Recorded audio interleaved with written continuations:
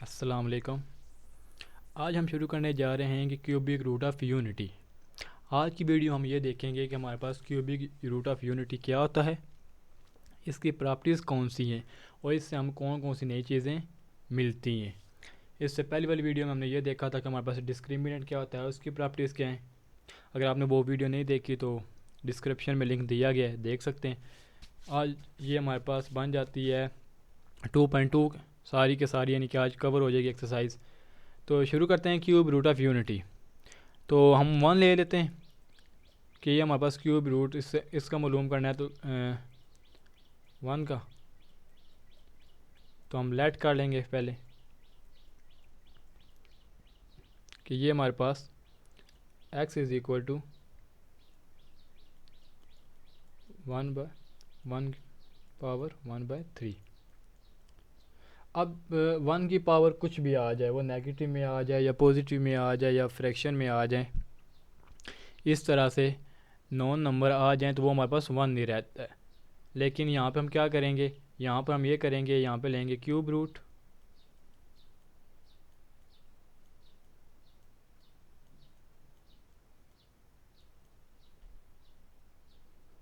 तो दिया गया ना, तो हम यहाँ पर क्यूब लेंगे, क्यूब ऑन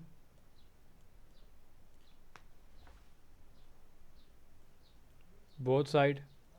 तो ये हमारे पास आ जाएगा X cube is equal to 1। तो ये अब हमारे पास बन जाता है, 1 को हम दूसरी साइड पे ले आएंगे तो X cube minus 1 is equal to 0। तो अब यहाँ पर हम फार्मूला अप्लाई करेंगे। फार्मूला कौन सा, एक्स क्यूब और 1 का क्यूब इज़ इक्वल टू 0। तो यहाँ पर हमारा फार्मूला आ जाएगा ए क्यूब माइनस बी क्यूब का। तो हम इसको लिख सकते हैं ए माइनस 1, और नेक्स्ट हमारे पास आ जाता है X square plus X plus 1 is equal to 0। अब दो वैल्यूज़ मल्टीप्लाई हो रही हैं, 0 के इक्वल, तो दोनों का मिलादा करके लिख सकते हैं। तो ये हमारे पास आ जाएगा x minus 1 is equal to 0। तो यहाँ पे आंसर आ जाएगा x इज़ इक्वल टू 1। यहाँ पे हम क्वाड्रेटिक फार्मूला लगाएंगे तो a हमारे पास आ जाएगा 1, b भी आ जाएगा 1 और c भी आ जाएगा 1। क्वाड्रेटिक फार्मूला लगाया, x is equal to minus B plus minus under root B square minus 4 C over 2a। Quadratic formula के बारे में इससे पहले एक कंप्लीट वीडियो बनाई जा चुकी है, तो आप वो देख सकते हैं, जहाँ पर इसको सारा एक्सप्लेन किया गया है कि हमारे पास ये कैसे आता है और कैसे यूज़ होता है। तो यहाँ पर b की minus 1 plus minus under root B का स्क्वायर, यानी 1 का स्क्वायर 1 नहीं, माइनस 4 को बाकी सब के साथ मल्टीप्लाई करेंगे तो 4 ही आएगा और 2 इधर आ जाएगा। तो यहाँ पे हमारे पास आ जाएगा minus 1 plus minus under root minus 3/2। यहाँ तक हो गया हमारे पास सॉल्व। लेकिन अब वैल्यू आ गया हमारे पास अंडर रूट में माइनस, तो माइनस को हम कैसे सॉल्व करेंगे। तो माइनस के लिए हमारे पास एक वैल्यू होती है अयोटा की, कि iota is equal to under root minus 1। तो अब यहाँ पे हमारे पास ये जो x का आंसर आ रहा है, x is equal to minus 1 plus minus under root 3 iota, यानी कि जो अंडर रूट के नीचे माइनस था हमने उसकी लिख दिया अयोटा। अयोटा अंडर रूट के नीचे नहीं, बाहर अब लिखा हुआ है ये 2। यानी कि अब हमारे पास x के दो आंसर यहाँ से भी आ गए, एक नेगेटिव में एक पॉजिटिव में, minus 1 plus under root 3 iota by 2, और सेकंड इसका आंसर आ गया हमारे पास माइनस 1 प्लस पहले लिया हुआ है तो minus under root 3 iota by 2। यहाँ पे अब हमारे पास बात आ जाती है कि हमने इसके क्यूब रूट तो निकाले हैं, लेकिन हमने निकालने हैं क्यों है यहाँ पर। तो यहाँ पर हम अब एक और काम करते हैं कि हमारे पास ये जो x के आंसर आए, फर्स्ट तो हमारे पास ये आया 1, ये इसी तरह रहेगा। लेकिन अब ये जो हमारे पास प्लस और माइनस आए, इनको हम एक नाम दे देंगे, इसको नाम दे देंगे ओमेगा, इसको ओमेगा स्क्वायर। ये आप पे डिपेंड कर रहा है आप किसको ओमेगा कहते हैं, पॉजिटिव वाले को या नेगेटिव वाले को, इससे फ़र्क नहीं पड़ता। फ़र्क कैसे नहीं पड़ता, या आगे नेक्स्ट जाके जब हम इसकी प्रॉपर्टीज़ को चेक करेंगे वहाँ पर ये सारी चीज़ें क्लियर हो जाएंगी। इसकी फर्स्ट प्रॉपर्टीज़ देखते हैं, जहाँ पे हमारे पास ये omega square is equal to omega है। आप सोच रहे होंगे ये कैसे, चलें ओमेगा हमने क्या लिया था, -1 प्लस √3 आयोटा बाय 2, इसका स्केयर ले लेते हैं तो ये आ जाएगा omega square -1 plus √3 iota by 2 का स्केयर। दो चीज़ें डिवाइड होने से दोनों पे स्केयर अलहदा हो जाएगा, तो ये हो जाएगा -1 प्लस √3 आयोटा का स्केयर 2 का स्केयर। तो यहाँ पर अब इसका स्केयर ओपन करेंगे तो -1 का स्केयर प्लस √3 आयोटा का स्केयर प्लस 2 -1 √3 आयोटा, और नीचे डिवाइड में हमारे पास आ जाएगा 4।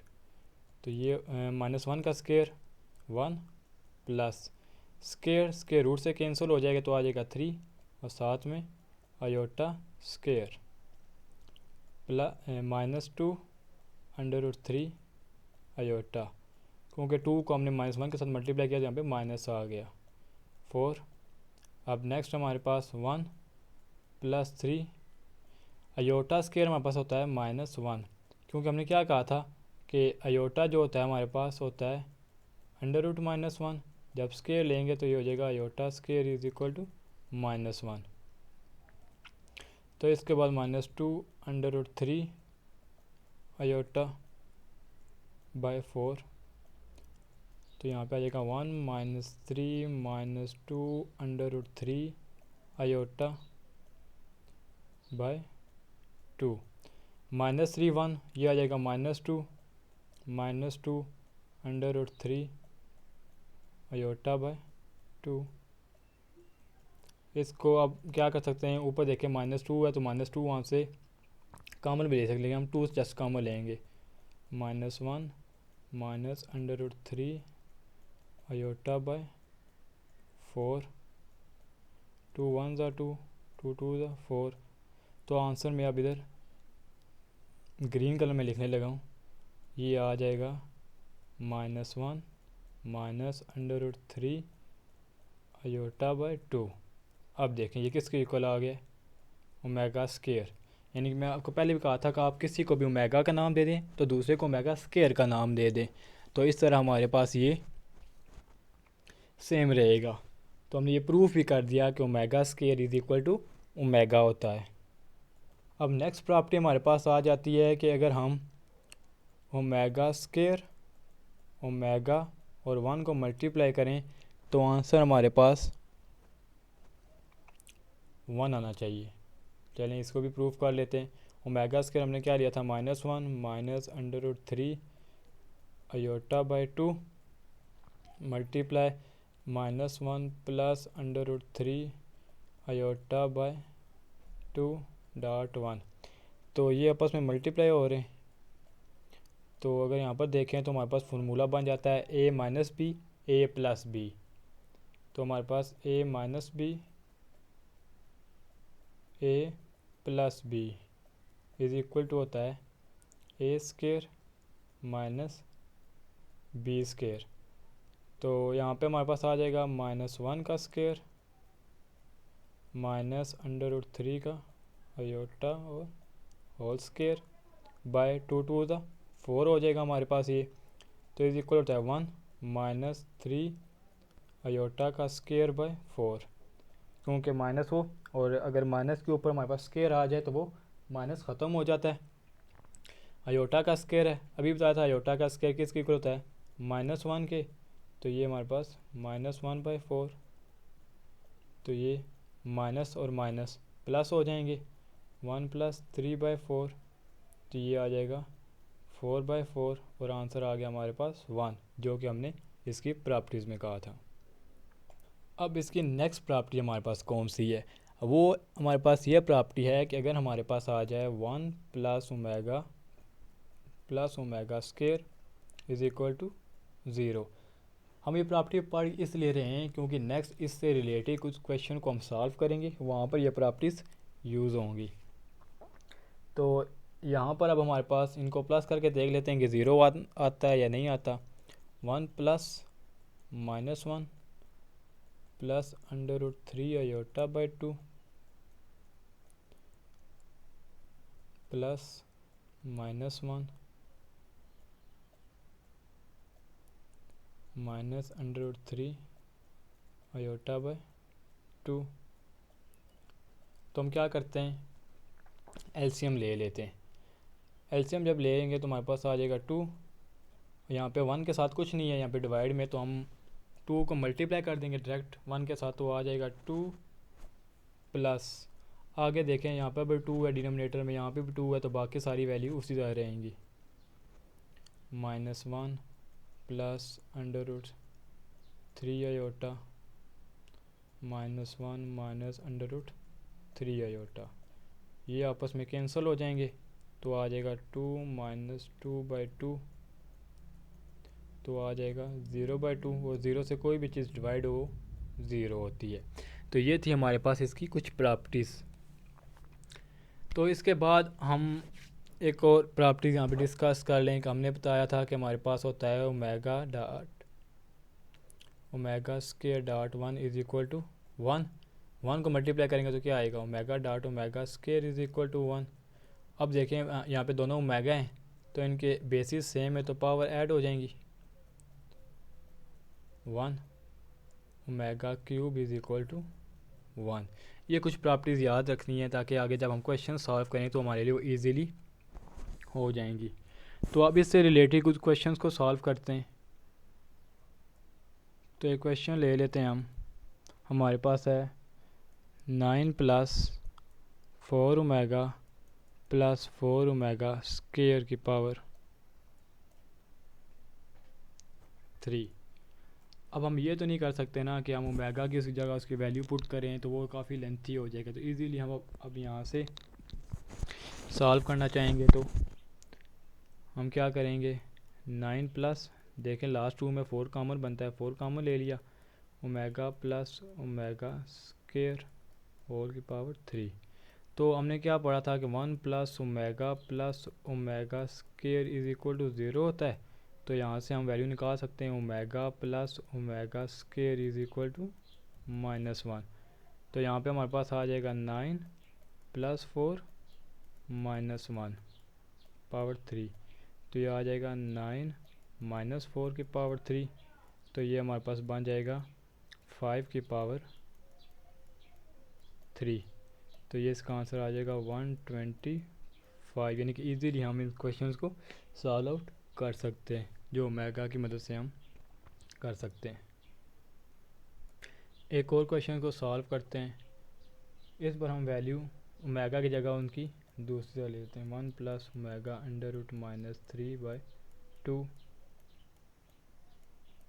पावर 9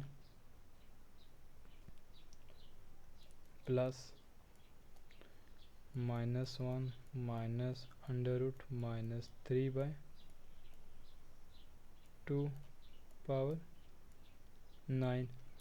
अब हम क्या करेंगे, अब हम इसमें ये करेंगे कि फ़र्स्ट ऑफ़ ऑल इसको ज़रा आयोटा के फॉर्म में लिख लेते हैं, iota by 2 power 9 plus -1 minus √3 iota power 2 power 9। अब इनको नाम दे दें, ओमेगा इसका अपनी मर्ज़ी है, किसी को भी कोई नाम दे दें।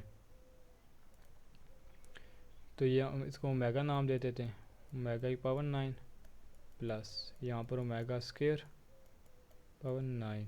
तो ये आ जाएगा ओमेगा 9 प्लस ओमेगा 18। इन दोनों को ऐड कर लेंगे, लेकिन ऐड तो हो ही नहीं सकता क्योंकि बेसिस सेम है लेकिन पावर ऊपर क्या है, डिफरेंट है। तो हम क्या करेंगे, ओमेगा 9 को हम क्या लिख सकते हैं, ओमेगा 3 की पावर 3, और ओमेगा 18 को लिख सकते हैं ओमेगा 3 की पावर 6। तो ओमेगा 3 मैं आपको बता चुका हूँ कि 1 के इक्वल होता है, तो ये आ जाएगा 1 की पावर 3 प्लस 1 की पावर 6। 1 की पावर कुछ भी आ जाए वो 1 ही रहता है, तो इसलिए 1 + 1 2 आंसर आ जाएगा। Last but not the least, एक ज़रा इक्वेशन रिलेटेड क्वेश्चन कर लेते हैं कि हमारे पास है 1 + ओमेगा 1 + ओमेगा स्क्वायर 1 + ओमेगा 4, यानी कि एक सीरीज़ दी जा रही है। तो 1 + ओमेगा 8 ये चलती चलती जा रही है 2n फैक्टर पे, और इसका आंसर आना चाहिए 1। तो हम क्या करेंगे, सबसे पहले तो देखें हमारे पास सिंप्लीफाई करेंगे ओमेगा को। 1 + ओमेगा 4 है, इसको लिख सकते हैं ओमेगा क्यूब डॉट ओमेगा। 1 + 8 है, इसको लिख सकते हैं ओमेगा क्यूब का स्क्वायर यानी कि 6, और साथ में ओमेगा स्क्वायर। इस तरह आगे 2n, यहाँ पे हमारे पास आ जाएगा 1 + omega 1 + omega square 1 + omega 1 + omega square, क्योंकि यहाँ पर भी 3 की पावर 2 यानी कि यहाँ पे 1 की पावर 2 आ जाएगी तो 1 ही ख़त्म हो जाएगा। अब यहाँ पे आते आते हम 2n नहीं, अब यहाँ पे n लिखेंगे। n लिखने की वजह, क्योंकि अब ये हमारे पास कोई डबल नहीं रहा, ये सारे के सारे आगे जितनी भी टर्म्स आती जाएंगी वो सारी 1 + ओमेगा और 1 + ओमेगा स्क्वायर में आती जाएंगी। तो अब हम इसको क्या लिख सकते हैं, ये सारे के सारे को, इसको हम ये लिख सकते हैं 1 + ओमेगा 1 + ओमेगा का स्क्वायर की होल पावर, यानी कि n टर्म्स है ना, तो होल पावर n। अब इन दोनों को मल्टीप्लाई करेंगे तो आ जाएगा 1 + ओमेगा क्यूब प्लस हमारे पास ओमेगा स्क्वायर प्लस ओमेगा की होल पावर n। हमें पता है कि ओमेगा क्यूब किसके इक्वल होता है, 1 के, और ओमेगा + ओमेगा स्क्वायर इससे पहले वाले क्वेश्चन में किया था वो था -1। ये आपस में कैंसिल आउट, पावर n। तो पहले बताया था कि 1 की पावर कुछ भी आ जाए इंटीजर में से वो 1 नहीं रहेगी, तो इस तरह हमारा वो आंसर सारे का सारा प्रूफ हो गया। मैंने स्टार्ट में एक क्यूब रूट लिया था 1 का, तो 1 के अलावा आपके पास और शेप्स में भी क्यूब रूट आ सकते हैं, जैसे